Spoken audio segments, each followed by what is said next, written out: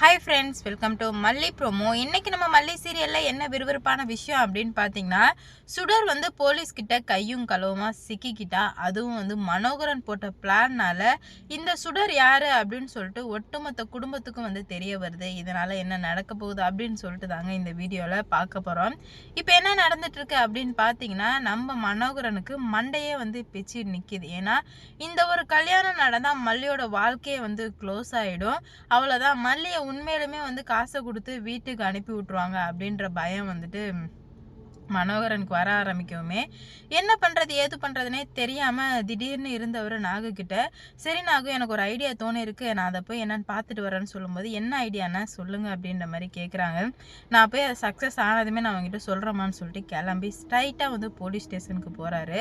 Police ஸ்டேஷனுக்கு போனதுமே சுடரை காமிச்சு, இவன் மிகப்பெரிய ஒரு அக்யூஸ்டு, உங்களுக்கு தெரியுமா அப்படின்ற மாதிரி கேட்க, அந்த போலீஸ்க்கு தெரியல. உடனே தெரியலன்னு சொன்னதுமே, ஒரு எமர்ஜென்சி கேஸ், தயவு செஞ்சு புரிஞ்சுக்கோங்க, இந்த இதை எல்லாருக்குமே அனுப்பிச்சி விட்டு எல்லா போலீஸ்கிட்டையும் கேளுங்க, இவ ஒரு குற்றவாளி தான் அப்படின்ற மாதிரி சொல்ல, என்ன குற்றப்பா பண்ணா அப்படின்ற மாதிரி கேட்கறதுக்கு பதிலே இல்லை.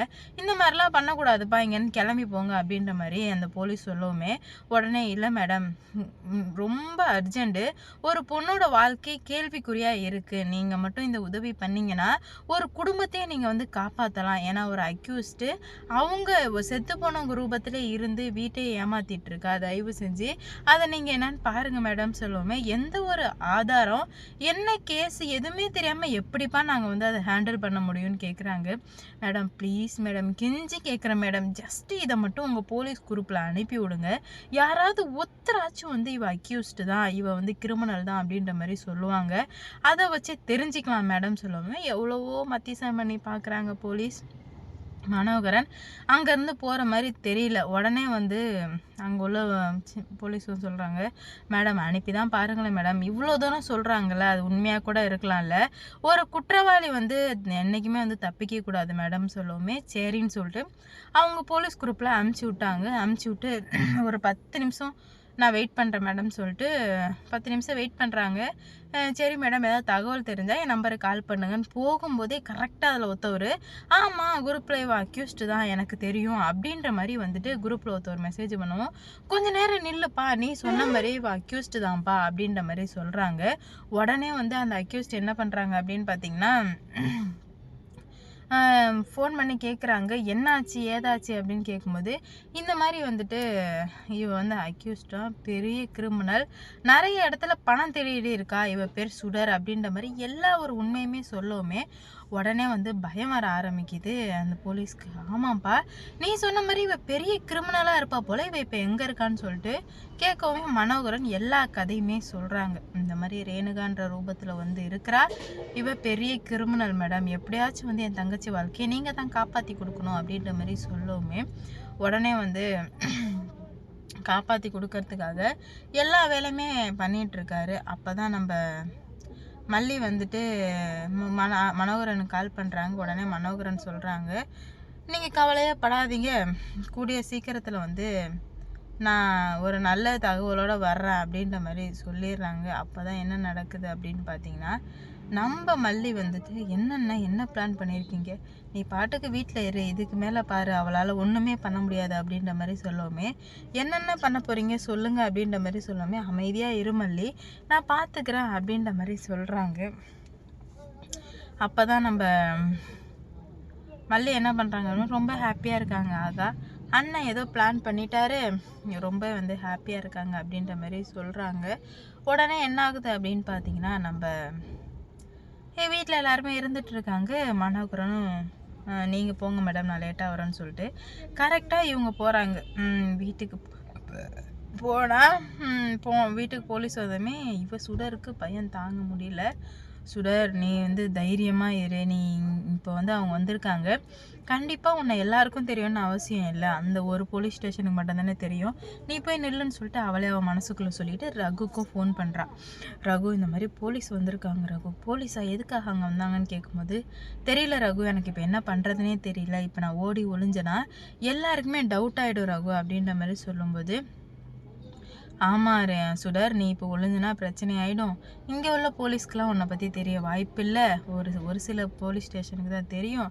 அதனால் நீ என்ன பண்ணு, நீ வந்து போய் நில்லு அப்படின்ற மாதிரி சொல்லுவோமே. இவளுமே வந்து தைரியமாக நிற்கிறா. நின்றதுவே வந்துட்டு நம்ம விஜய் வந்து சொல்கிறாங்க, கூப்பிட்டதுமே போகிறாங்க. எதுக்காக வந்திருக்கீங்க மேடம் அப்படின்ற மாதிரி கேட்கும்போது அப்போ தான் சொல்கிறாங்க, இந்த மாதிரி நாங்கள் ஒரு அக்யூஸ்டை தேடி வந்திருக்கோம், அவங்கள கைது பண்ண வந்திருக்கோன்னு சொல்லும்போது, யார் அந்த அக்யூஸ்ட், என்ன மேடம் சொல்கிறீங்க, தெளிவாக சொல்லுங்கள், எங்களுக்கு ஒன்றும் புரியல அப்படின்ற மாதிரி சொல்லும்போது, அந்த அக்யூஸ்ட் வேறு யாரும் இல்லை, உங்கள் ஒய்ஃப் ரேணுகான்ற பேரில் ஒருத்தர் இருக்கால, அவள் தான் உங்கள் அக்யூஸ்ட் அப்படின்ற மாதிரி சொல்லும்போது, ஏன் ஒய்ஃப் ரேணுகாவா, அப்படி இருக்க வாய்ப்பே இல்லை மேடம் அப்படின்ற மாதிரி சொல்லும்போது, அது உங்கள் ஒய்ஃபே இல்லை சார், உங்கள் ஒய்ஃப் ரூபத்தில் இருந்து ஏமாற்றிட்டு இருக்கா அப்படின்ற மாதிரி சொல்லுவோமே. செம ஷாக். என்ன மேடம் நீங்கள் யார் சொல்லிங்க வந்திருக்கீங்கன்னு சொல்லிட்டு விஜய் வந்து சந்தேகப்பட ஆரம்பிக்கிறாரு. உடனே வந்துட்டு ஃபோனை வந்து ஃபோனில் உள்ள ஃபோட்டோவை காட்டுறாங்க. இவ தான் சுடர், இவ மிகப்பெரிய அக்யூஸ்டு, எல்லா தப்பும் பண்ணிட்டு தான் வந்து இந்த இடத்துக்கு வந்திருக்கா அப்படி இப்படின்ற மாதிரி சொல்கிறாங்க. இதனால் அடுத்தடுத்து என்ன நடக்க போகுது அப்படின்னு சொல்லிட்டு பார்க்கலாம்.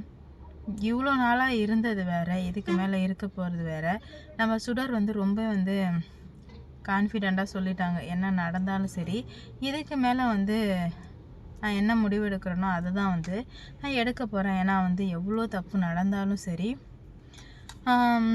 விஜய் வந்து இல்லைன்னு சொல்கிறாங்க. சுடரும் வந்து சொல்கிறாங்க, நான் அவ இல்லைன்னு. உன்னை விசாரிக்கிற விதத்தில் விசாரித்தா நீ உண்மையெல்லாம் சொல்லிவிடுவ, வாடி அப்படின்ற மாதிரி கூப்பிட்டு போகிறாங்க.